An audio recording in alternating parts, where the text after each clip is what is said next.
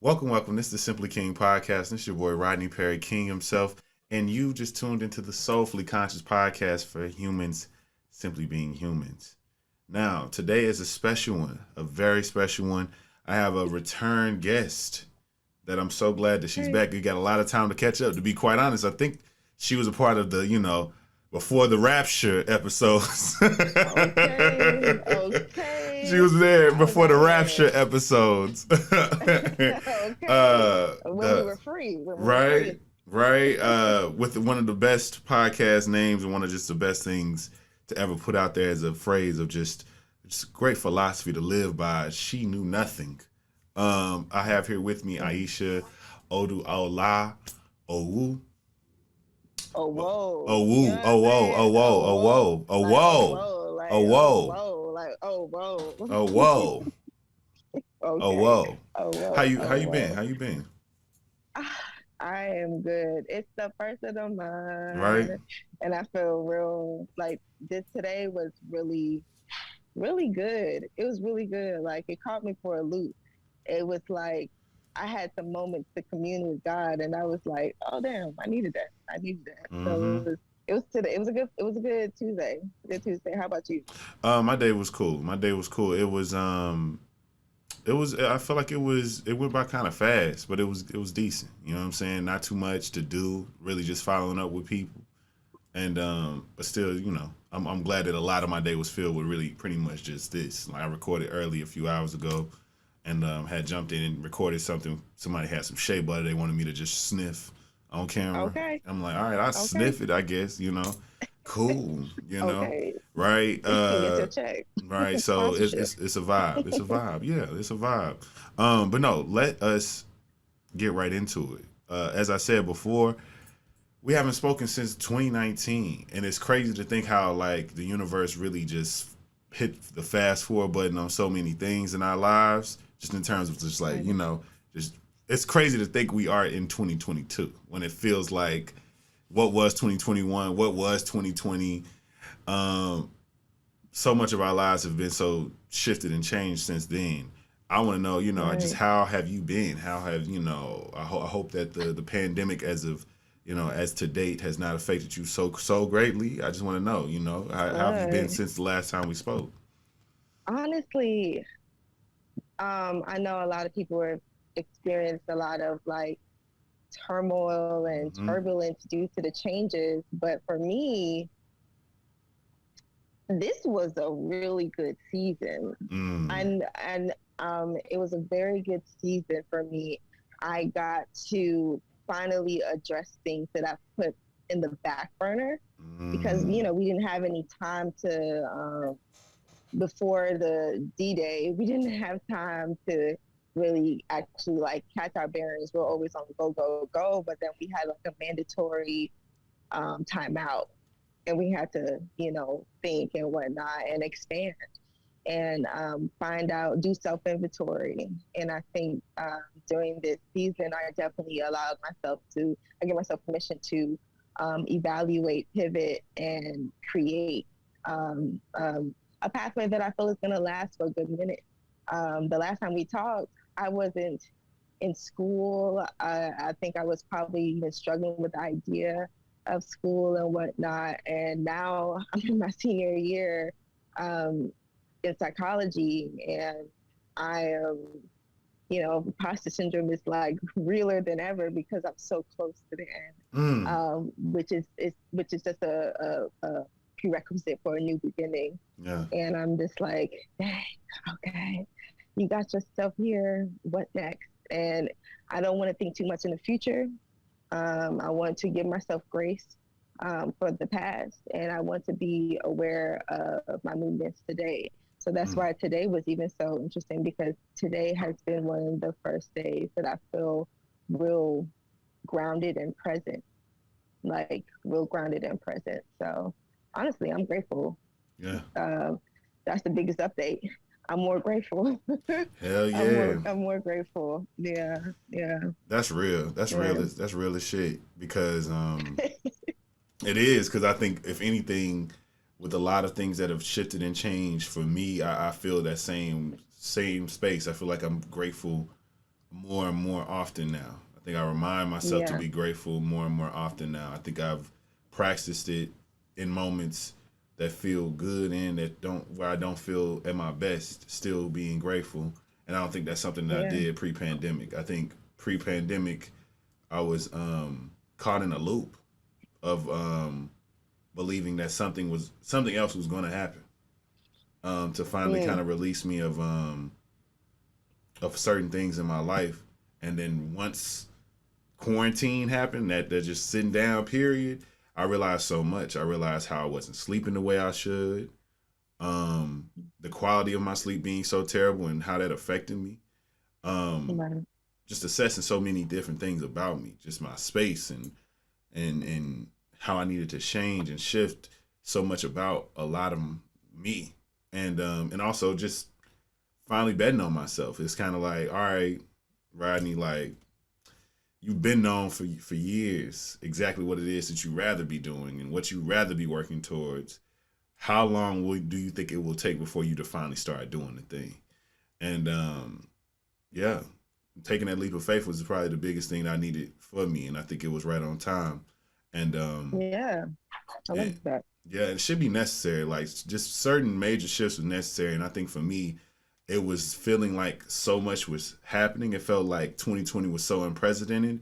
I remember saying this shit damn near 2 years ago. By the end of that Mhm. year, feeling like I needed to be Yeah, unprecedented too, like feeling like I need to do something I haven't seen in myself right. yet, and that's why I think what built me up to even do those things and like prepare and think differently and challenge myself differently, and the shit was beautiful. It came out beautiful. I love that. I Yeah. love that. I love that. Go ahead, black man. Be great.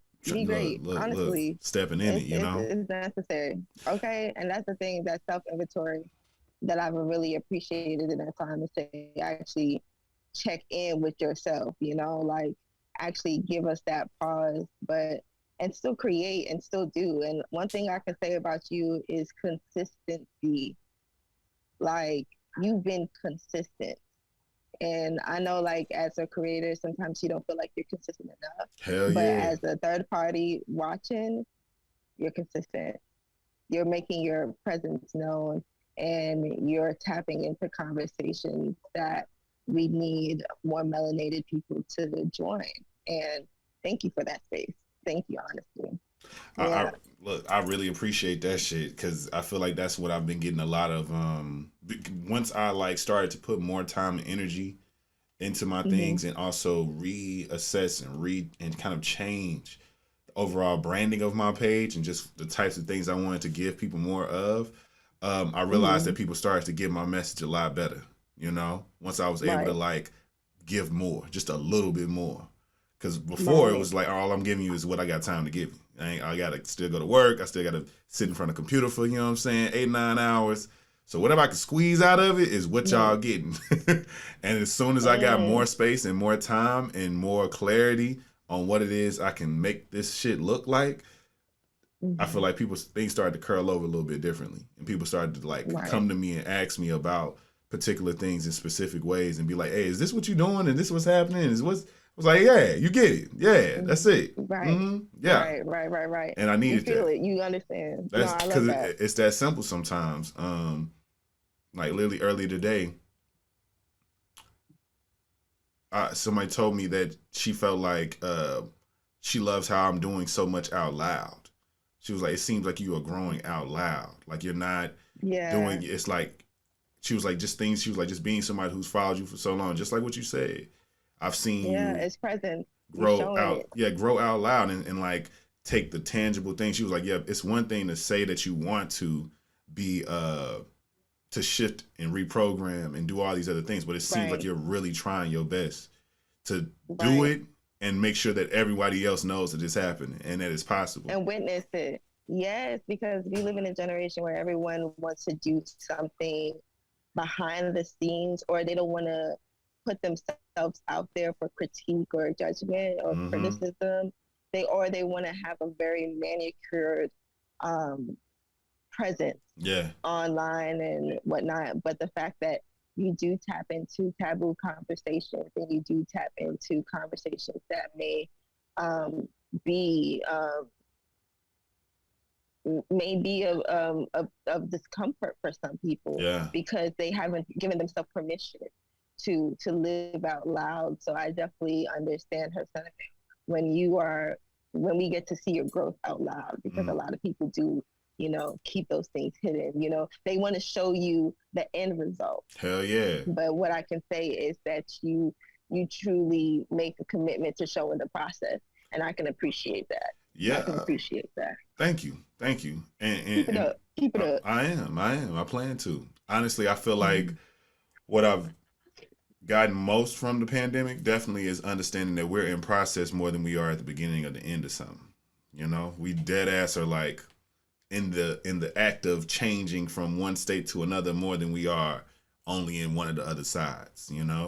Like it takes way more time for you to be in the process of getting your degree than it does you just solely just having it and just living in it. Because once you got it, and then what else? There's now you're just progressing you're progressing to a new thing. Because even once you get if you're working to be a doctor, you still have to then go to become another thing and then start a whole nother thing and then start a whole nother thing. Right.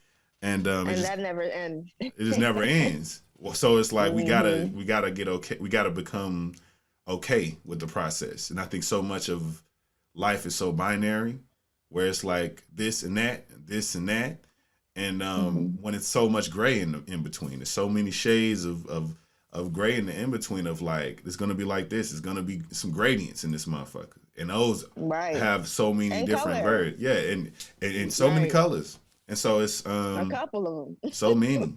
So it's kind of like you got to be okay to shift and your mood to shift and for your ideas to shift for you to really be able to be the person that you're really supposed to be. And I'm not playing with that when it comes to me, because it's kind of like it just doesn't feel right to kind of settle on how I've recently treated myself. And every time I realize that I'm treating myself better, I'm definitely gonna let it be known.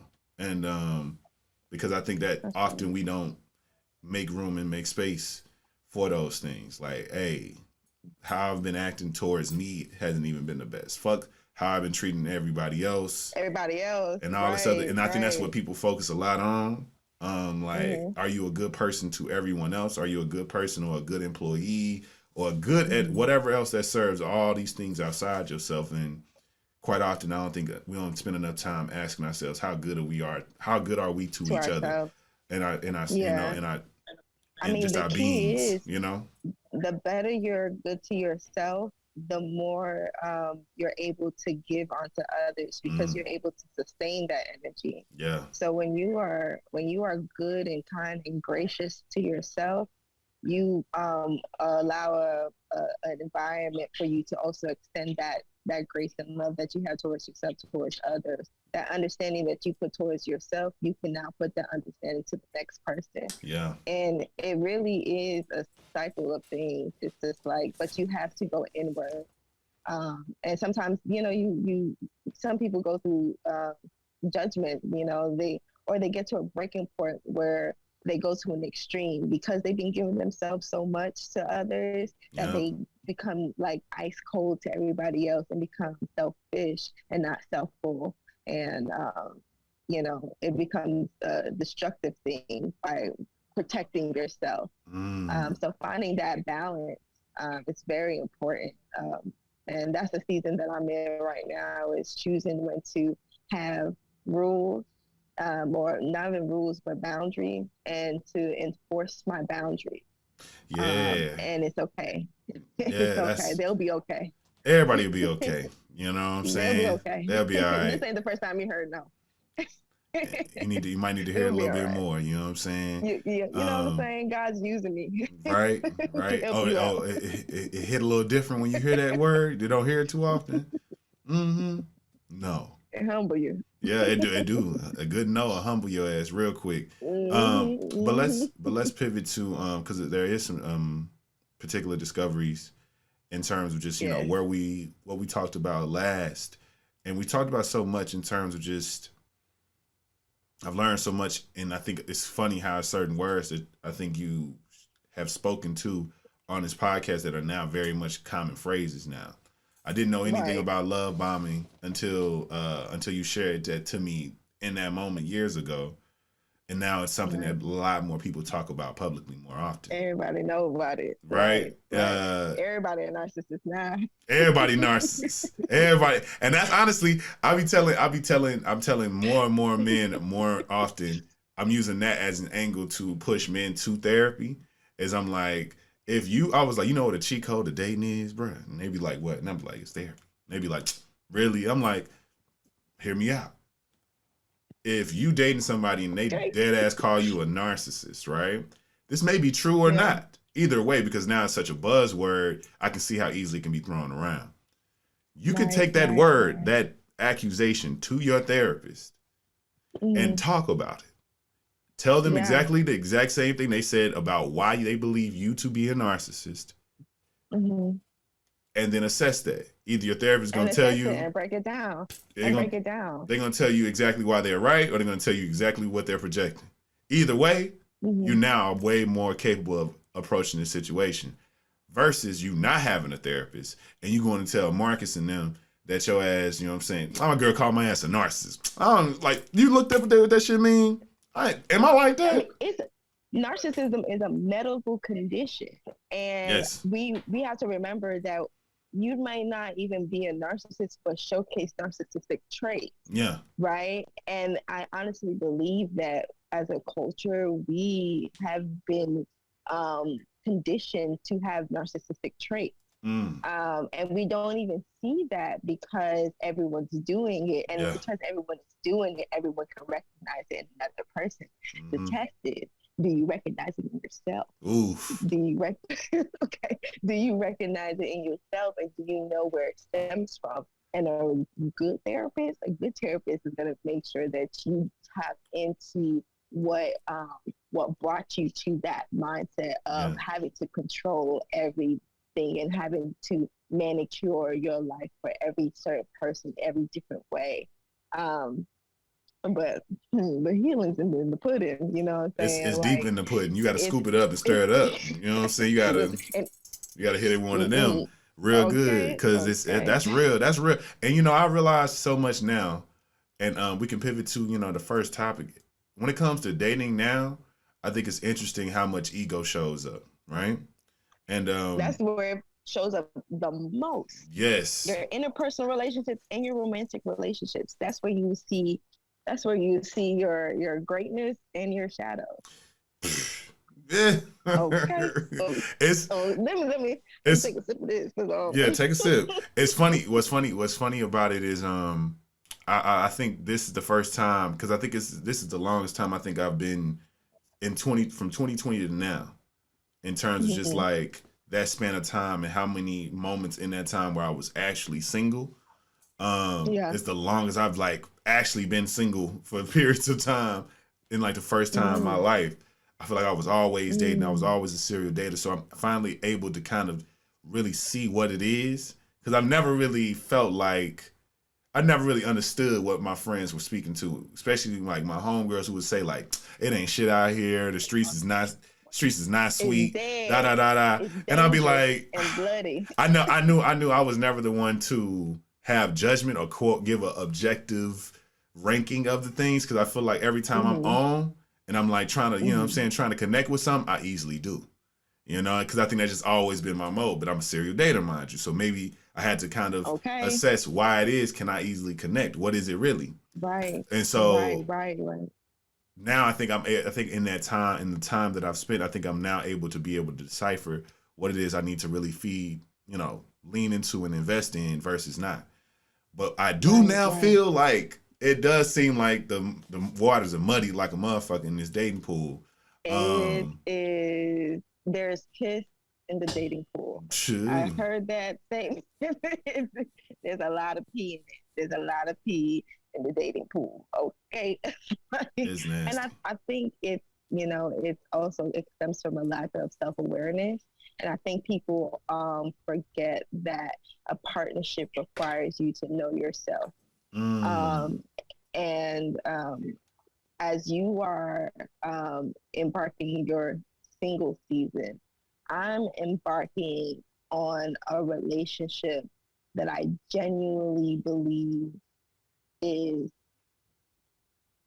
suiting me Mm. in a way where I'm just I don't have to be anybody else. I don't have to be performative in my relationship. That's good. Um, and because dating and flirting is all performative. Hell yeah. It's all your characters and your representative. You're performing to be chosen.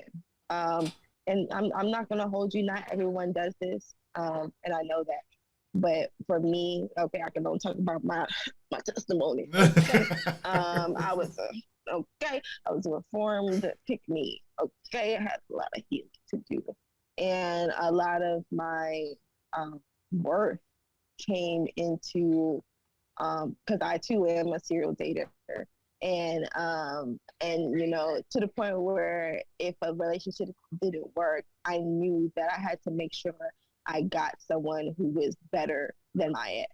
Mm. It was like never, like nah, you fumbled.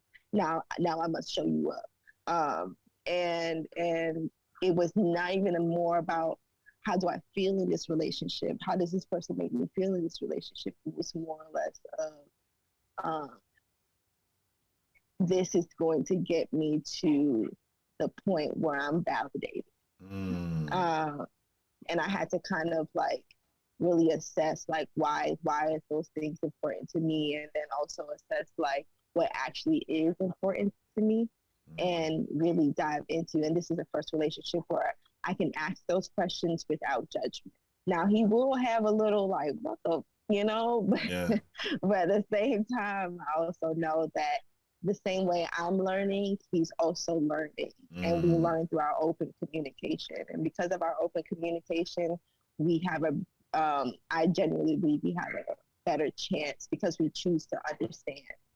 Because it's a choice to try to understand someone. Hell yeah. It's a choice. Yeah. It's a choice. It is. It is, and that's beautiful. Yeah. I'm glad. I think that's beautiful that you put it in that way. The one that fits you, the one that makes sense for you. Because I Yeah. think Yeah. a lot of that I see when I'm just hearing people, speak to their dating situation or failed situationships that didn't become anything. In a lot of cases, I've seen a lot of people speak to something where they wanted a person that looked like the person for them to just be that. When it's like, look, baby, like, you know what I'm saying? Sometimes that candy wrapper that look real good got some sugar-free shit in it that you ain't want. You know what I'm saying? You want something a little bit sweeter. You want something a little bit different. You Can't make the ingredients of whatever this thing is different just because you like aspects of it, And I see it very right. often with, And we settle for that, and we have so yeah, many options.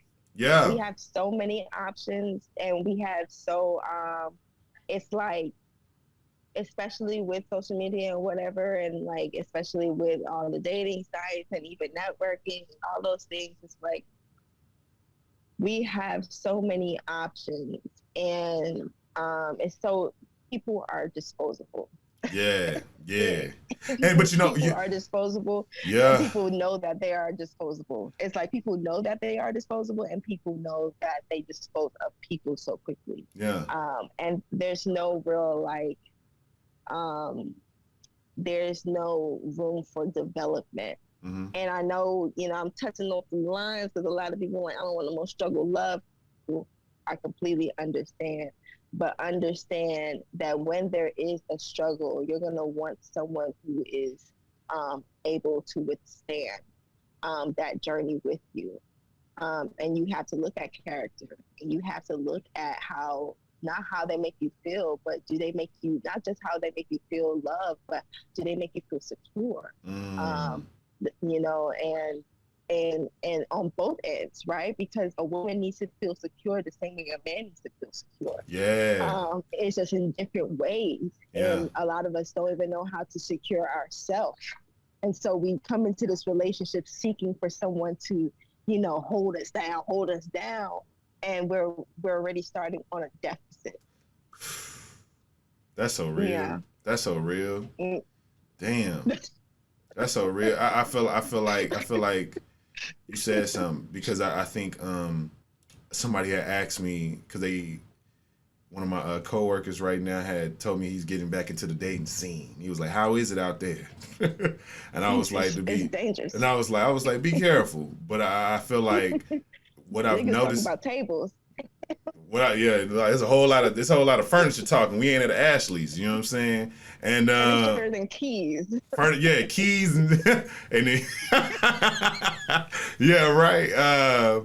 But I told him, I was like, to me, it feels like a lot of people are playing the who can care least game as long as they can. Mm, I don't care. mm, So it is what it is. Or I don't care. Well, it yeah, is what it is. The yeah, disposable part that you yeah. said really speaks to that to me. And I remember having it, like, coming into awareness of this with somebody who was clinging on to somebody that they basically didn't have anymore, but they kept clinging on to this person. And they started to move on, but they still were clinging on to this person. And I had to tell them something that was a very hard truth. And that hard truth was, you see yourself only as the chosen one, and you are an option to him. To him, okay. You're not chosen to him. You're not the only choice to him. You are the option. So Right. he's going to treat you like an option. He's going to ration out his time. He's not going to be as quote unquote all in because he's somewhere else too. Or even if he's not somewhere else with somebody else, he wants to create the space for anybody else to possibly feel. You see what I'm saying? And you got to be cool with that. But also, too, what are you doing in the meantime? You know what I'm saying? What do you really spend? Why are you so all in about this man? And consider the things that you're lacking to be reasons as to why you should create more space for other people, for yourself, or possibly for him not to be there at all. An option. Yeah, why have we shown loyalty to someone that you don't really actually know yet? Yeah. But it's such a danger. It's so scary. It's so dangerous. It's like I don't know, because I'm telling you, I went through that moment where, especially in the beginning of our relationship. I mean, I told you I was on the precipice of my whole phase, so I was ready to burn these streets willfully. Yeah. I mean, highway, byway, I was ready. Yeah. Okay, and I knew that, because I was hurt. Essentially, I was hurt, and I was, and then also I got to a point where I wasn't hurt anymore, but I didn't care. Yeah.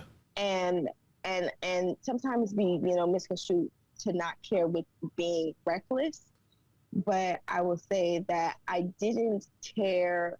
I didn't have any expectations for how people were going to treat me, because I felt like I've seen it all. Yeah. It can't get any worse than this. Yeah, you know what I'm saying? Yeah. Like, it is what it is. You know what I'm saying? So, but like I said, when I met my boyfriend, he came at me. He came at me in a way where, because I was at this point of not caring, I was a lot more free. My representative was unavailable. Yeah. You get so tired and frustrated that you don't even care to pick your representative, because it doesn't matter. Okay. Yeah. You don't get what you get. Okay, you gonna get what you get, and if you vibe with it, you vibe with it. If you don't, oh well. Yeah. It ain't my problem. That's yours. And that's the energy that I was on. So when he came and approached me, I was on that, and it was receptive. And it was the first time I didn't have to be a lady. I didn't have to be demure and feminine and in my goddess vibes. I didn't have to be that. Yeah. I got to just kick shit with some guy who was cool and vibe with him. And once I started to vibe with him, then you start to get familiarized and start to have open communication. And I'm telling you, the communication that I had with him was very challenging in the beginning, because we both were coming from places where we've been hurt and treated well, but we both had the intention. We knew that we were good partners, but we were in wrong relationships and partnerships. And so the communication was very big on our part. But you know, when you feel like you're a good partner and you actually meet another good partner, then they start to show you things that you probably would have never seen with another person Yeah. in your past. Yeah. And now you are forced to see this, you know, this mirror of who you are, and it might not be that great. Mm. You might have to do some tweaking. You might Mm-hmm. have to be more. You might have to be more communicative, and you might actually have to learn how to um, delegate Yeah. in certain things. And ooh, that was hard. Yeah. Okay, because I'm a lover. Okay, I'm not thinking about those things, like those codes that everyone thinks about, because sometimes I can be individualistic about my love, Yeah. and maybe that might not always be suitable for a partnership, because you have to think about our love in those spaces. But yeah, I had to make sure that I communicated, and it was hard because there were some hard no's that I haven't um, I didn't realize was a thing. You know, when you talk to dudes that was, you know, I love all people. So I'm a pansexual at heart. So I love everybody. You know, I love everybody and how they look. Everybody looks nice to me. You know what I'm saying? So you know, and I am very extroverted and I am social. And so I'm a natural flirt. And I think even when I was in committed relationships, it never went to any extreme where I disrespected myself. Yeah. But I also knew that for some people, it was a very uncomfortable thing to witness if you yourself weren't also as free, Yes. or you wasn't also as communicative, or and it's always the extrovert falling for an introvert. It's just like For some reason. we for some reason it's just like, and that clash. And maybe it's a grounding of it um all, you know. Maybe it can feel it like somebody is really feels like home because they know how to stay in order. They know how to like calm the fuck down. They know how to like be a little bit more measured and like moderate almost. right, While opposites you can just attract. live. While you just so used to Right, just living and firing you shit just out off. here living, so they appreciate you for your freedom, and you appreciate them for um um their inwardness, Yes. their appreciation for themselves. Yeah. And so they appreciate you being yourself, and you appreciate them protecting their energy. Yeah. And so, as much as you admire those things, you still have to find ways to coexist in those relationships. And but even though I'm an extrovert, I'm also an introvert. I also need to take some time to, I'm a social introvert. Better yet, I like to keep my, I like to, but he's helped me understand, because I mean, honestly, being in a relationship, there's relationships that I would, even though I may have, had relations with, when, we talk about relationships, I'm going to pull a Jada Pinkett on us, and when we had dealings with each other, and Dealings when and we had those entanglements. moments, when you had previous entanglements, okay, um, you've had some entanglements with some people, and learning the boundaries of, now that I'm in a relationship, and no, even though we are no longer entangled, still, having that friendship or that connection with that person while in a relationship, and is there a boundary being crossed? And we went through a lot of those. It's like, dang, okay, I can't talk, because the people that I've realized I've entangled with, I wouldn't have entangled with them if I didn't find them to be good, like good people. Like, I fuck with you. Like, that's the relationship that I have with you. That's I actually really, I see something in you. So, like, so the people that I did have entanglements with, I'm like, dang, all right. How do I now cut them off because I'm in a relationship? And mind you, this is the first time I've actually been in a situation like that, because um, most of the times when in my previous relationships, when I was dating someone, I really wasn't in the scene to even be talking to other people. You know what I'm saying? I was just chilling, and I meet this person, and then we get in a relationship. So there's no real idea of competition, or there was no real idea of another person coming in or doing swooping and whatever. But because I was on the precipice of my whole face, there was entanglements that were not some active prescription, not, some subscription you know what still I'm saying? alive. Yeah.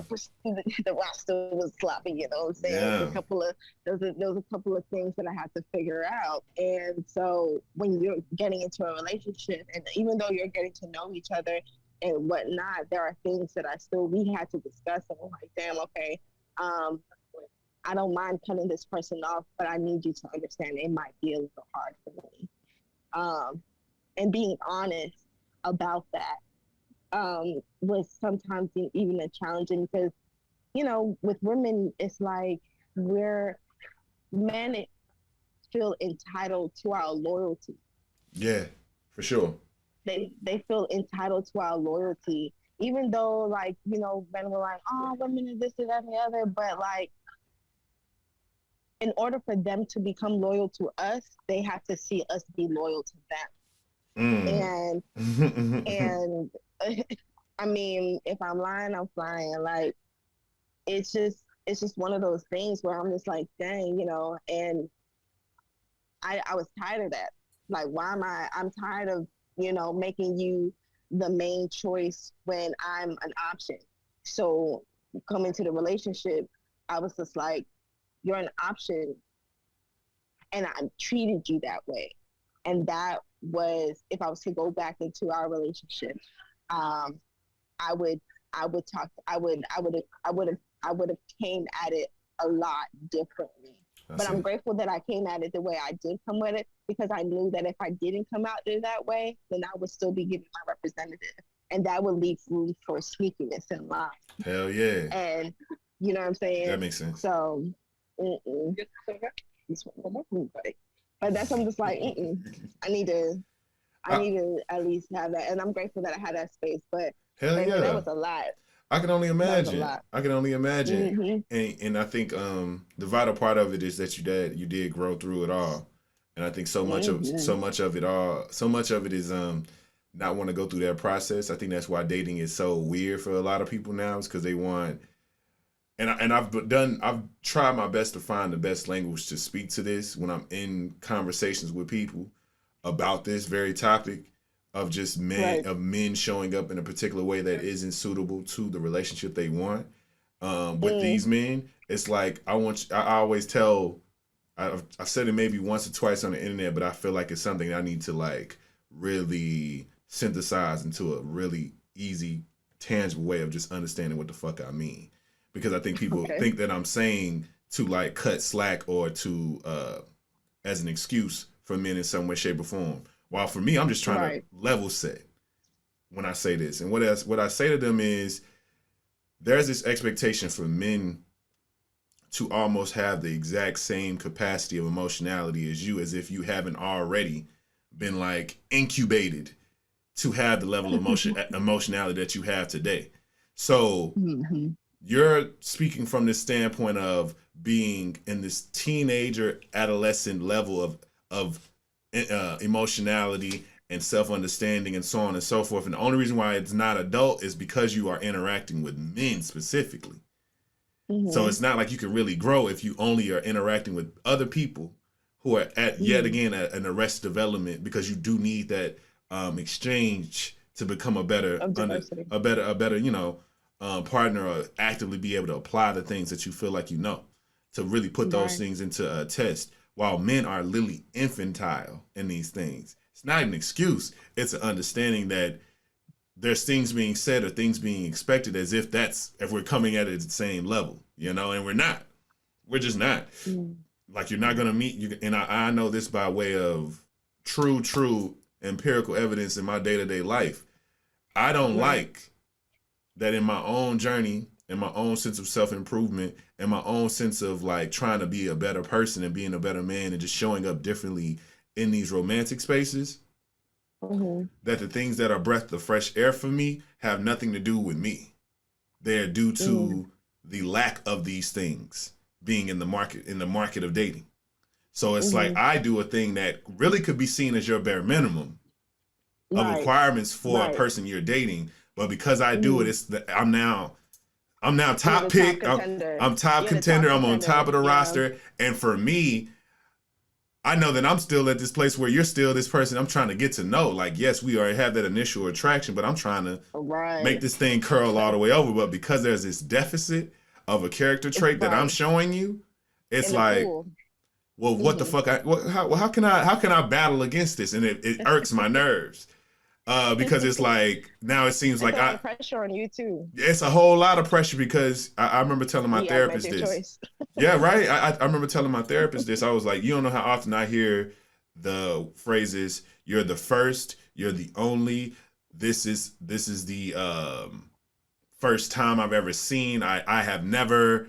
All these various phrases, and then filling in the blank with something else, and it never really made me feel good. I think when I was younger, I used to like it, and it used to really give me a boost to my ego. Yeah. But then as It it was praise and consistently, validation. Now it's just like, all right okay. now, like that ain't good, Yeah, baby. Like, I'm sorry, like that ain't good. Like, I'm sorry that I'm the first okay. nigga to do this very simple thing. Like, and it's very human ass things. It's not even like it's something that's so loving and specific. It's just like, Right. I You did this for listen to you. I me. considered you. I thought you were a human being, and I asked a particular question or created Yeah. space in it. And that's usually what the commonality is. It might be different from person to person I've dated, but the biggest thing is dead ass that I create space, that I like allow for you to be you. You know what I'm saying? Right. And that Right. is something that Right. I don't think a lot of men acknowledge that they don't know how to do or don't even realize they're not doing. Because in They're their not mind, doing. they're what they're doing is because in their mind 9 times out of 10 they're already just assessing that I'm the initiator of this situation. I need to, I guess, convince you to give me the time of day. If you don't want it, you don't want it. If you do, you do. But it's on Everyone's me. coming with their representative, or they come in with something that they can't sustain. Yeah. And when you meet someone that this is not a matter of sustaining, this is a matter of just who they are, people are really dazed and confused. Hell Like yeah. people, like I remember men being dazed and confused because I would listen to them, or because I would I would push them to achieve a goal, or I saw their vision and I validated their vision. And and I think it's on both ends that there is there's just this deficit that all of us are at, where I agree. we don't have enough kindness and love and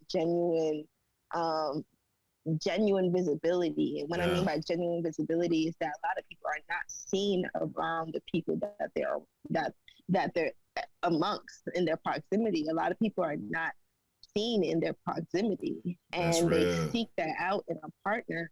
And when they find someone that sees them, now they want to possess them. Yes. And own them. Yes. And they want to occupy their time and affections and their love.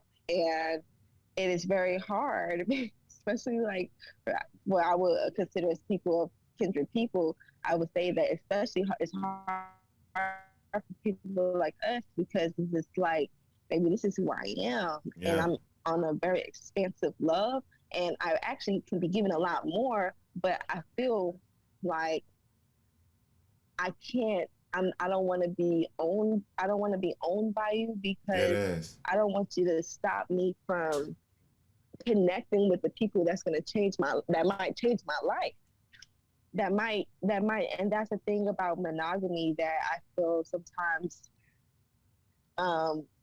it hasn't fully evolved yet, because monogamy is built on essentially ownership. Yeah. It's built on this binary mindset of just the two of us. Yep.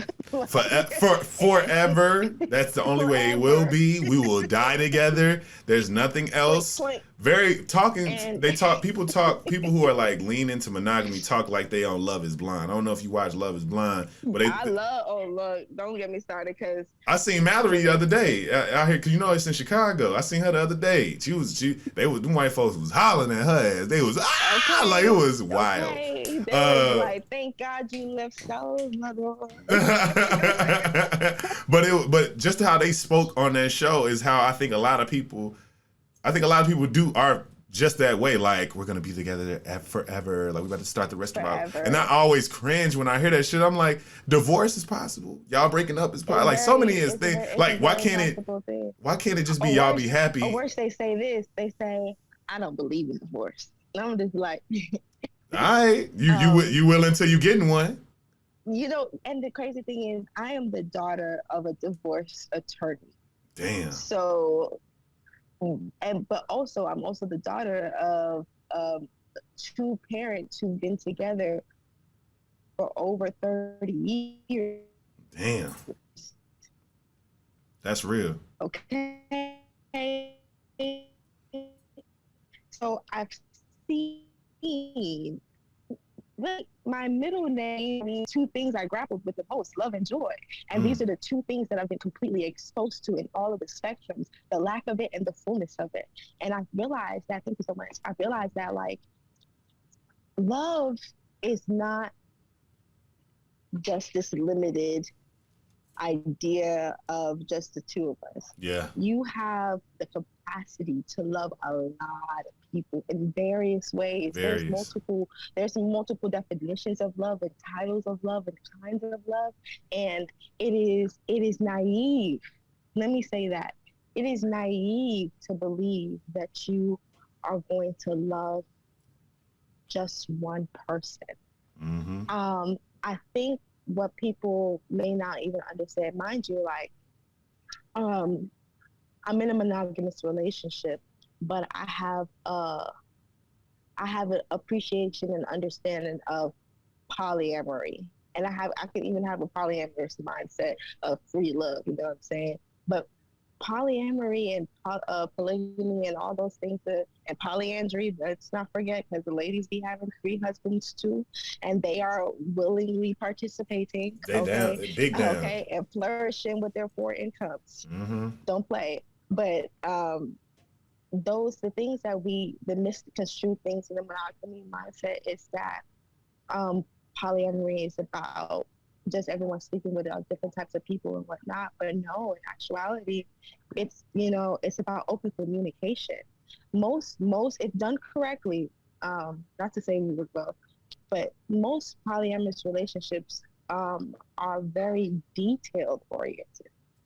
They're very structural. A lot of people may not, and there's a solo polyamorous person. So there's someone, I know once you have this, when you listen back to this, you're like, oh shit, I gotta type these up.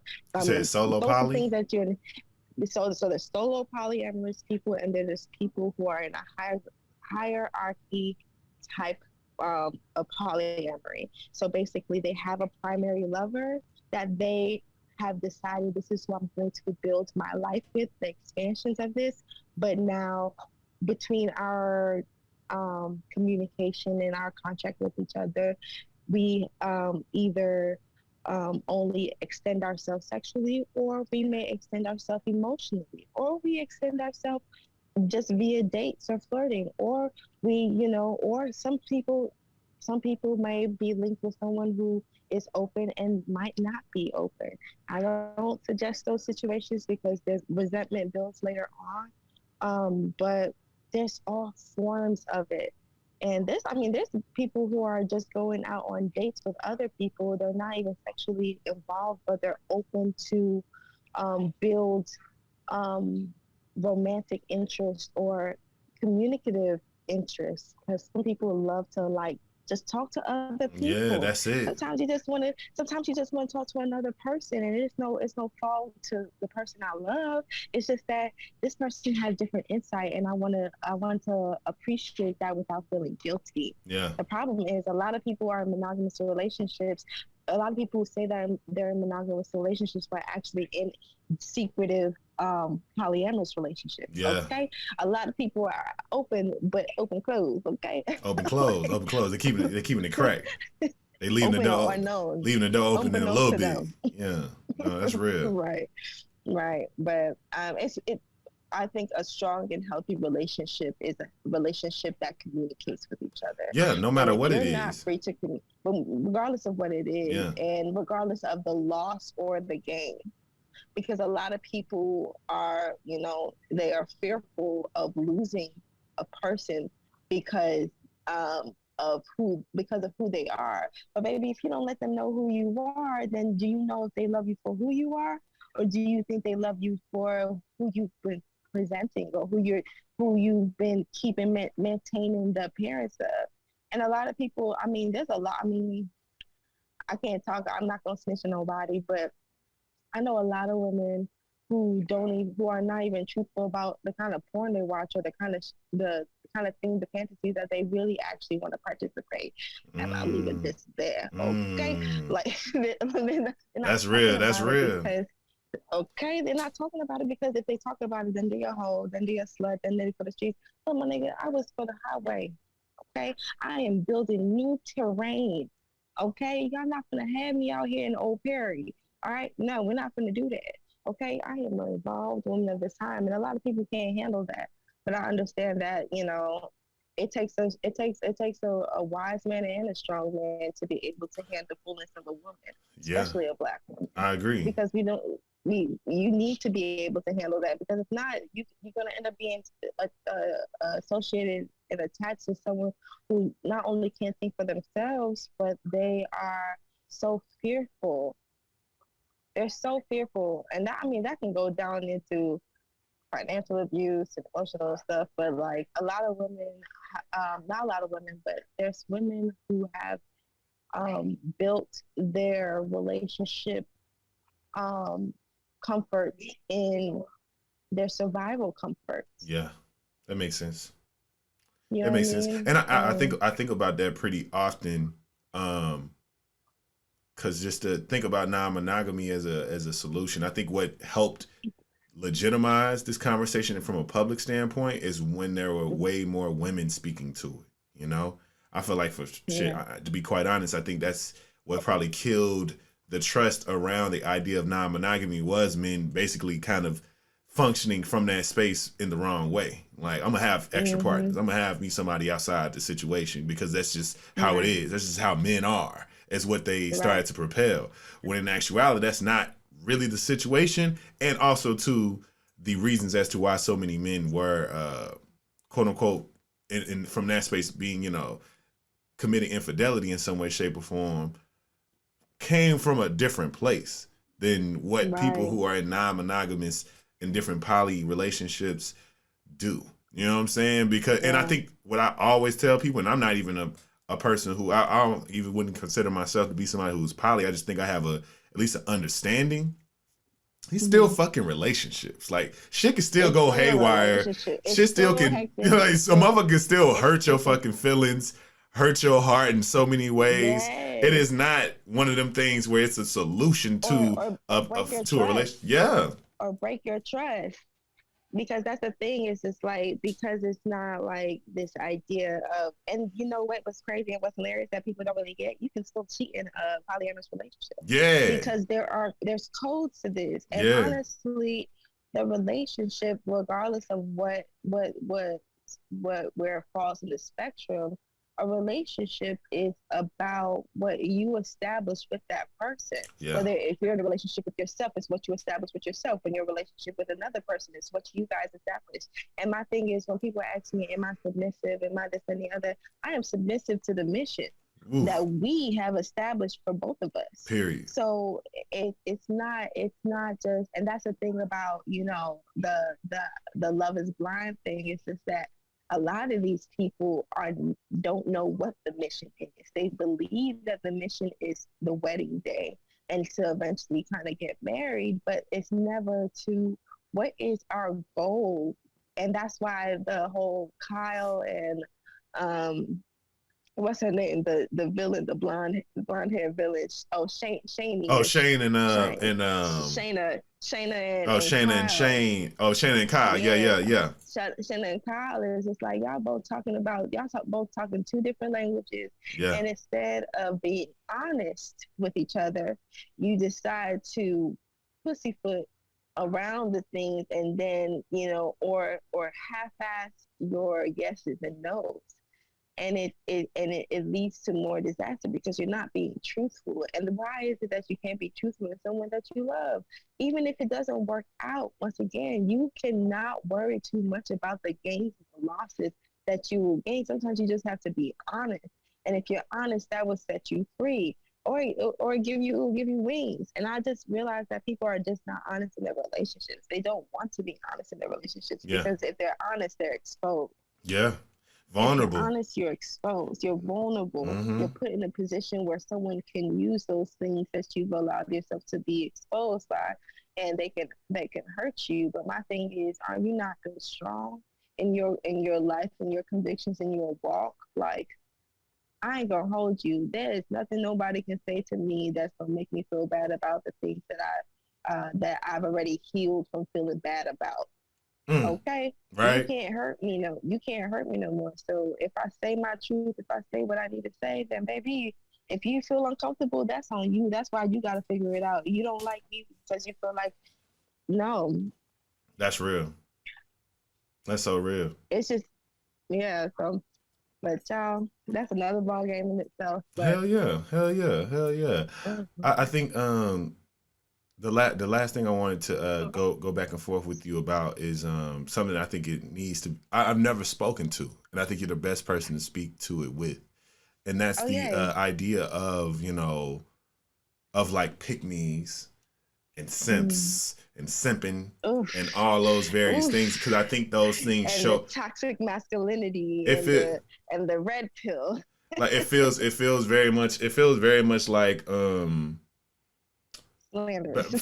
feel very much like it's in the ether of dating very often, and It's a, disparaging people's particular views because of those things. And I think yeah. it could be a more progressive conversation if Mm-hmm. there's more real true education Honesty. around it and honesty around it.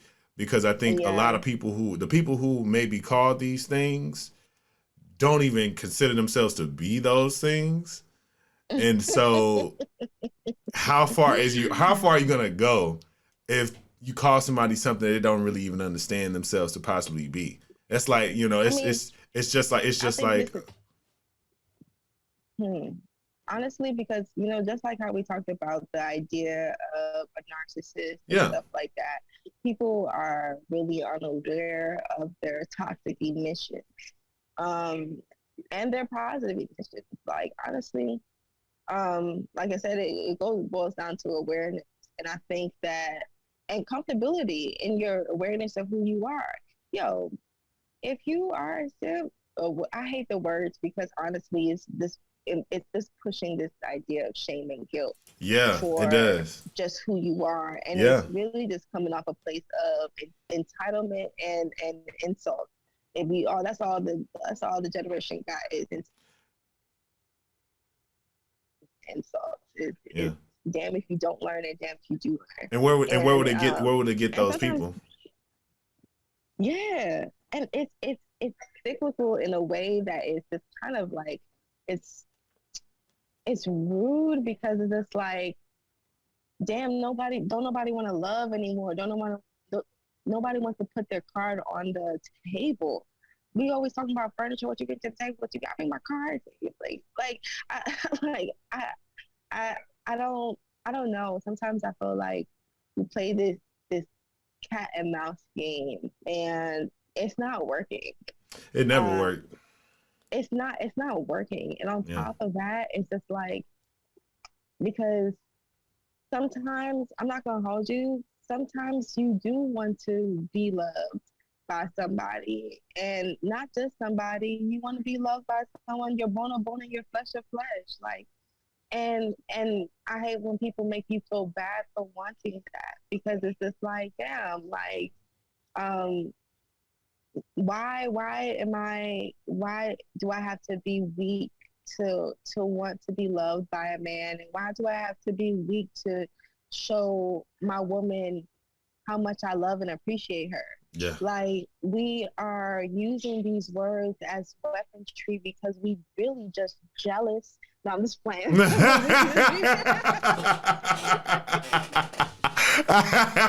But no, you made that's such a good point to make a joke for too, because I think you're so right. To me, I think I recognize online so often people reiterating particular points and reiterating particular things, and I'm like, all right, okay, y'all, we've had the $200 date conversation 200 times by now. What is the progression of this conversation? What is the next fucking step? And I've challenged a lot of people. Right? I've challenged a lot of people, and I know for a fact, based off of me doing this, because I know I'm equipped to have the conversations with on these matters. If I see, especially if I see certain, men and women on Twitter, especially, say certain things that feel like they're only just kind of keeping the same thing going, the same mindset, the same opinions, the same talking points from however long ago. And I'm like, oh, okay, I agree, but also too, what do you think about this? And then they'll immediately, they don't know how to respond to somebody that's trying to have a conversation. So they think I'm immediately trying to disagree with them. They're just like, I mean, that ain't my problem. I was like, I never said it was. That's why I'm saying this. And then usually never how they feel. They're and that it's so fear. Yeah, and they're protecting themselves. But we got to unravel some of this shit. You know what I'm saying? And I feel like there's a difference between you being, when you are truly being a pick me, quote unquote. There's a difference between being able to pick out your. Let's unpack why it is that you have these particular opinions, and who are they suitable for, and how are you disregarding how these things can harm you having these particular opinions, versus somebody who dead ass just agrees with men about a particular thing. Like, I think there's a difference between, oh, she's a pick me because of this, and then she has this perspective where she feels there should be some room or some grace made for this particular thing. But if we wrapping all this up in the same package, where the fuck we gonna go? Like, now we're never gonna progress out of. So that means niggas are never gonna ever be right about anything. We can never have a right opinion, and we're forever gonna be the villains. I know women who truly believe niggas ain't never gonna be shit ever. That all they are here. I remember some woman told me, all I know men to be good for is war and head. That's it. And I was like, that's a cold ass bar. But two, you really believe like this is how you feel? And I'm just like, dang. And I'm just like, why? Like, it can't be. I don't know. But see, once again, I have to be honest. Like, I am coming from a very privileged placement in my life that I had to really appreciate. I was exposed to good men and trifling men, but the majority have been good men. And the reason why I knew that they were good men was because of how their women were genuinely joyful and genuinely free. And that's when I knew, oh, this man might be a good man, because look at her. She is, and mind you, this is a third party situation, but I've seen a lot more happy women with their partner than a lot of unhappy women, either single or with a partner. And so I've been blessed to see that. And because I've been blessed to see that, maybe I'm too hopeful or too optimistic about it. But I've also witnessed within my own parental like guidance, I've seen the downfalls of my father and had to acknowledge his humanity and his manhood and his position in my life, and how that affected how I perceived men. And for me, my experiences is men ain't shit, and you got to prepare yourself for heartbreak. Mm. Okay, so Yeah. you know, like you don't expect a man to show up for you or do all those things. Even though my father showed up for me, that wasn't enough because he can't fuck your daddy. Okay, so you know you have to see more. You have to see more outside of your parental space, or you have to think more, and that you can go even towards the extreme of you not having your father in your life. You have to see more than the absence of that person being in your life Dead ass. to still create more for yourself, for your life now, right? Because it gets to a point where you can't really blame nobody else for your actions anymore. You know what I'm saying? So you got to take some level of accountability. Yes, okay, your dad was in your life, or yes, your dad was too much in your life, or yes, all those things. But now my reaction and my response is my sin. So how I respond, how I treat another person is on me now. And it because everyone don't have the time to look back at what you've experienced and looked at and this and the other. They deal with all your past regressions when they presently deal with you. Yep. When they presently deal with you, That's a that's what word. they deal with. And Yeah. so how you treat another person, and that's why I'm just like, for me, I learned not to I had to learn how to not baby men. I have to allow men to be men. And if they're not, it's okay. That means you're not my man. You That's know what I'm it. saying? That's it. Like that's just The I just coddling have has to to accept end it at as some that. point for somebody to be able to grow Okay. up, to be able to start walking on their own and Mm-hmm. and taking care of themselves, and for the men who realize how much that how much that's an annoyance, because it eventually become an annoyance if somebody is Mm-hmm. assuming your necessities and wants because that's what they're used to. They believe that that's what they how they should treat you, and they Right. lean into the idea of Or they coddling use the men. same thing. They use the same thing for everybody, Yeah. right? Because this is what some guys be doing, and this is what taps into financial abuse. They will pay for the dinner, trick you out, not even trick you out because I kind of hate that word because I believe in sex workers. So, but not just sex workers, but hypergamy in general. Like I understand that mindset, but I do believe that people are using the same trick for different ponies, and you can't do that.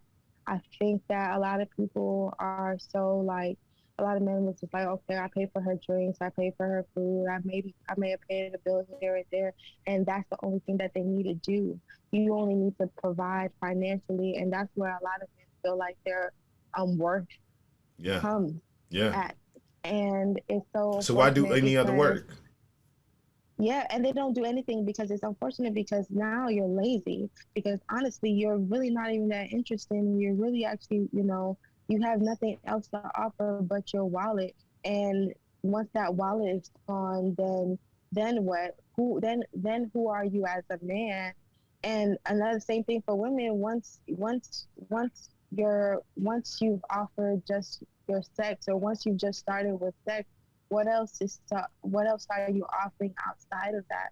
Are you everyone needs to bring something. This damn Uh, furniture. uh, This damn furniture. uh. Now you was about to say that T word. I was about to say the Ooh. T word. Yeah, rhymes with Abel. You know what I'm saying? Yeah, But no, Abel. I'll pick up what you're putting down though. And I think that's the interesting part about it. And I'm gonna say this and we can get to the send it on.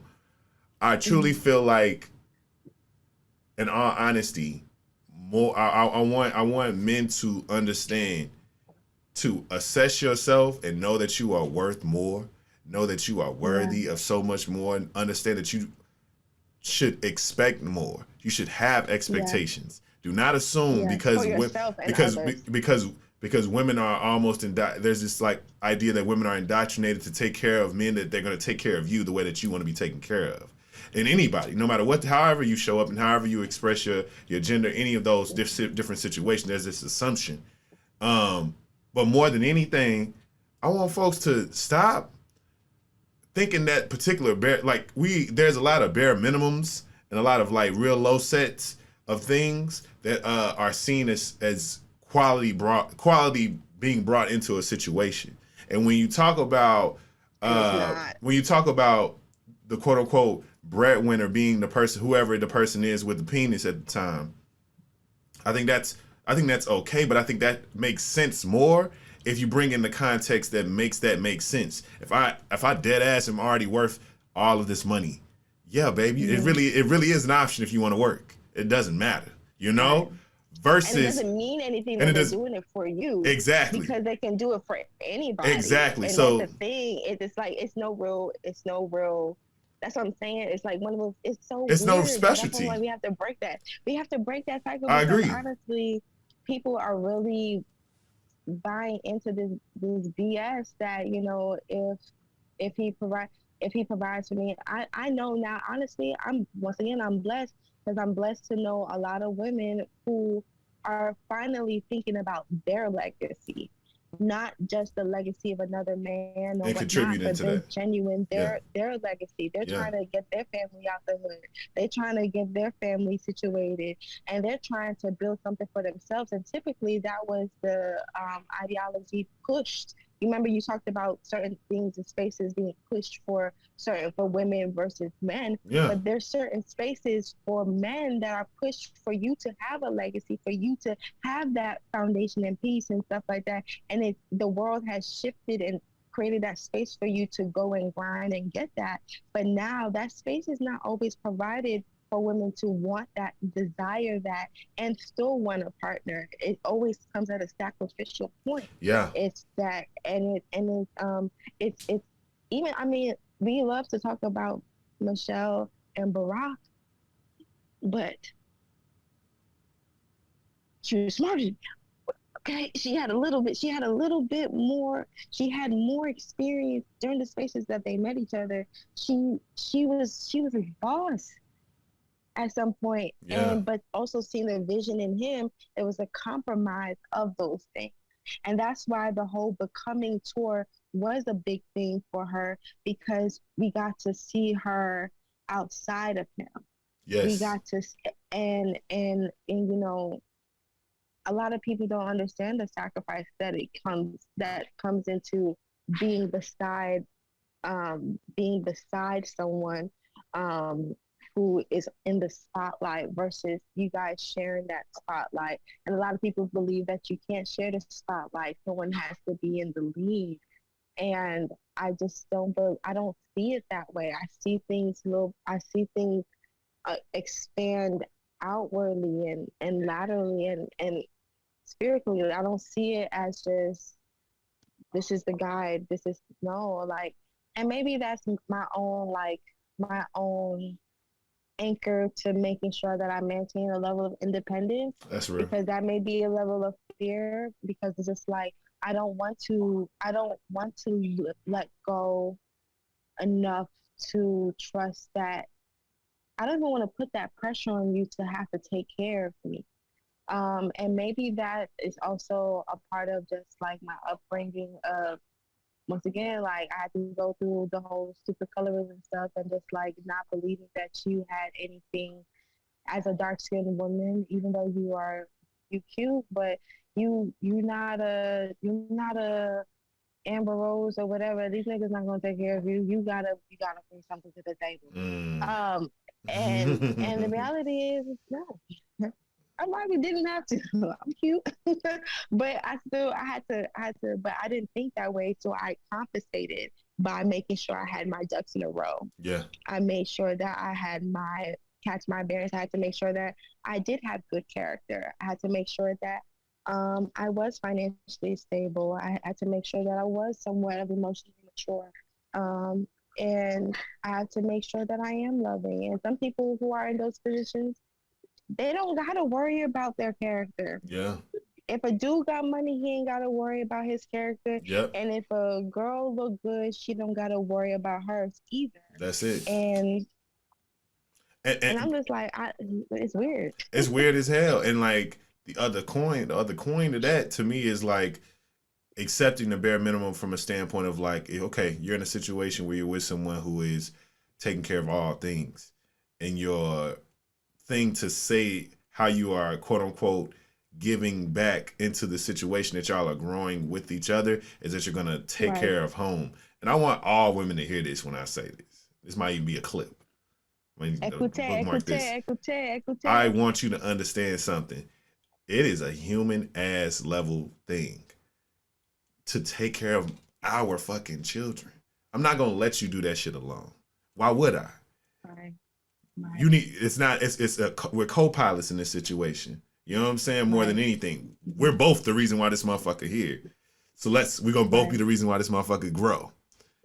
Same thing when it comes to the crib.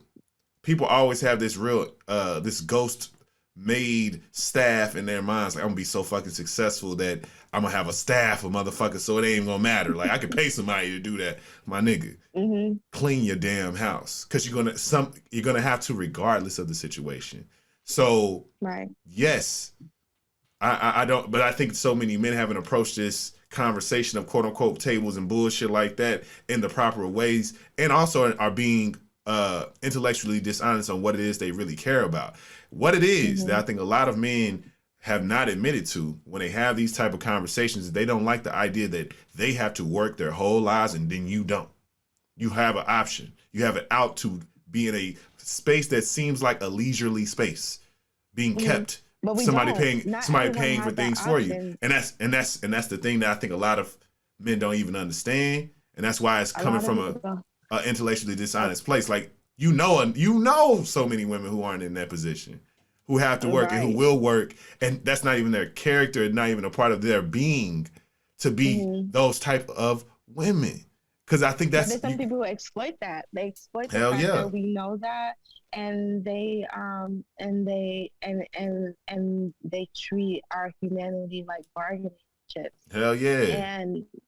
And that's where you have to have value in yourself, because and you have to thought, like, honestly, it really got to some point where, like, you know, the older women will let me know, like, Aisha, you're a beautiful woman, or you're just a woman with you know, integrity. Yes, you're a woman with integrity. Please let this man do what he wants to do for you. Let him do that for you, because you don't always have to, sit and do that. And because you don't realize that you're giving him a lot more than he can actually repay. Your presence gave him peace. Your presence, their conversation, the fact that you saw him that very moment and chose to acknowledge him during that time, or just give him a listening ear, you don't know what that did for that person. And you trying to make your presence known when it was already made. Like, don't put too much into that. Let them do that for you. And so you can give them more of what you're giving, which is your peace. You know, everyone talks about, I want you to be my peace, I want you to be your peace. But when you're actually peaceful, allow yourself to be treated like you are peaceful. And I think I had to get to that point because I was overcompensating for things that I was insecure about. But on the outside, people didn't see that insecurity. It was an insecurity that only I saw. And I was acting on that like as if everyone saw it. And so, but a lot of people do it. It's not just women, it's men too. Men do that. They are insecure about everything else. So they might force feed their money down your throat. They might do those things, you know, to hopefully that you won't see who they are, right? You won't see that they are angry a lot. You won't see that they are confused and lost a lot, that they depressed. feel alone all the time, you know? Depressed too. They're depressed. Niggas depressed a lot. Yes, they're Yeah. depressed, they're anxious, they feel alone, like Mm-hmm. lonely, Yeah. and that's why they try to lose themselves in other people because Yeah. honestly they just want somebody to pretend like they care. Um and and there's people who pretend like they care, and then there's people that do care. And the treatments are so far in between. Mm. So real. That's so real. That's so real. That's so real. So last thing I'll ask you, and this is I send it on. Let me know if you can hear this. Can you hear that? I can hear a little bit. You're playing music, but I can't hear Can you other hear that? people. A little bit. It's all good. It's gonna sound great Yeah. behind your voice. But no, my send it Okay. on portion of the episode is my call to action, and it's really it can be some advice, it can be whatever. But my question for you is advice today. What would you say Okay. is some great advice for dating during the pandemic? Since you're currently seeming to be Yes. succeeding and Yes. flourishing within. Um, the advice that I would give you in dating during the pandemic would be to for women, I would say is to um, give yourself permission to have fun. Mm, Give yourself permission to have fun, and only be loyal when loyalty was discussed and agreed upon. okay. Damn, that's deep. That's a good one. Mm. That is a Okay. good one. Ooh, that's a good Okay. one. That is a good Yeah. one. And I got one for strictly for the niggas. Got one for the Okay. dudes. As I said earlier, get your ass a motherfucking therapist. And if you can't currently afford a therapist or whatever it is, we can talk about that. There's going to be more resources on my page when it comes to that, on ways to do all those things. But nevertheless, make sure you checking in. Make sure you're good with you. Do not involve yourself with other people. If you haven't checked in Okay. with yourself, you haven't healed from certain things. If you're a serial dater, all you really have had is a bunch of rebounds and no real shots. Okay. That's a real bad situation to be in. So It's a bad look. you need to tap in. You feel me? You need to tap in and tell somebody, because 9 times out of 10 it's something else that's affecting how you move in this. So highly suggest that. It's the biggest cheat code, Mm-hmm. not only to just dating but to life in general. That's it. It's for everybody. It's for everybody, It ain't. It might not be free, but it's Yeah, necessary. and Okay. there's It so many might not be resources. free, but it's Yeah, necessary. I said Okay. it. I said it earlier today. Period. We should be able to write that off on our taxes if you go to therapy, since they do it You go to with the charity and lady. everything You go. else. You gotta go to the lady. You gotta talk to the lady. I'm willing to talk to the lady for you, baby. Like Yeah, you gotta talk to the lady. You gotta yeah, talk to the man. You gotta talk to your therapist. You yeah. gotta sit down on the couch. Go sit You down on gotta sit that, down on the couch. You got please, to. You got please, to. please. But no, Do that voice memo. Do that voice memo. dead ass. But no, I thank you so Okay. much. I thank you so much for giving me your time yet Thank again, yet you. again, yet Thank again. you. I want you to let Thank everybody you, Adam. know how they can follow you, how they can support you, how they can do any of the things. You feel me? Woo. Okay. Well, okay. So your girl's name is Aisha, aka Skin Deep, SKN Deep. You can find me on She Knew Nothing on Instagram. You can find me on podcast, Apple Podcasts, all where all podcasts are hosted. SKN Deep, DEEP. And if you can't find it that way, do She Knew Nothing. And when I say she knew nothing, I mean SHEKNEWNOTHING. That sounds great. And you can do that. Or if you want your astrology stuff, you know what I'm saying? Because I know people are like astrology phobic, but I love astrology and I love looking at the fullness of your chart so we can work cosmically to find out who you are and what you're here to do. And I love looking at that, especially with partners. I love looking at that. And you can find that through Astro Naija 22. But your girl's low key duck in the matrix. You feel me? But those are the places that you most likely be able to find me. Yeah. And you can find all the links and all the things in the description of this episode for sure. Make sure you tap in, make sure you follow all the things, and go get some. You know what I'm saying? Go get some of the vibes. Go get some of the vibes, some of the love. You know what I'm saying? Some of that energy. Love yourself. Love your damn self. If you don't know, you should know. You can follow me everywhere at Kings_Memoirs. You can follow the podcast at Simply King Pod on Instagram, and also follow and like the Facebook page at Simply King Podcast. By the time this comes out, make sure you also go and subscribe to the Patreon. By the time this comes out, the Patreon will definitely be live.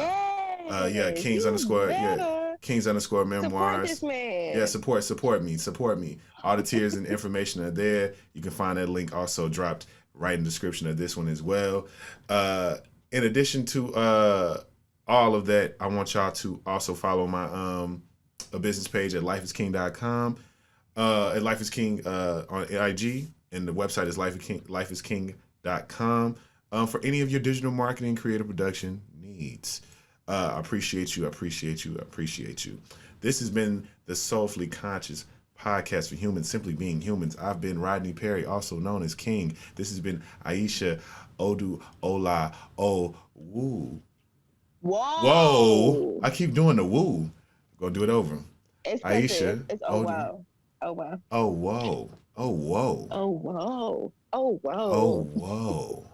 And this has been okay, and that means money, baby. Come on. Whoa means money. And this has been Simply King. Peace. I love it.